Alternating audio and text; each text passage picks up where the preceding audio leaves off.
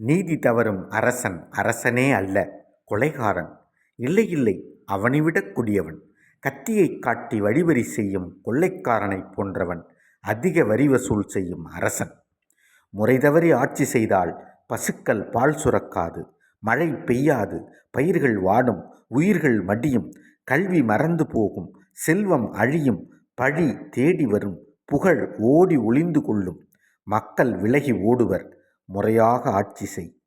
மக்களின் கண்ணீர் வெறும் தண்ணீர் அல்ல, ஆட்சிக்கு முடிவுரை எழுதும் ஆயுதம். ரஷ்யா, பிரான்ஸ், கியூபா புரட்சிகள் இரத்த சாட்சிகள்.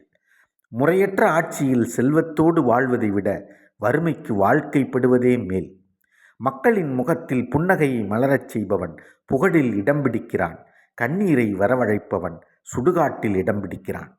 முறையாக ஆட்சி செய். அதிகாரம் 56, கொடுங்கோன்மை. திருக்குறள்.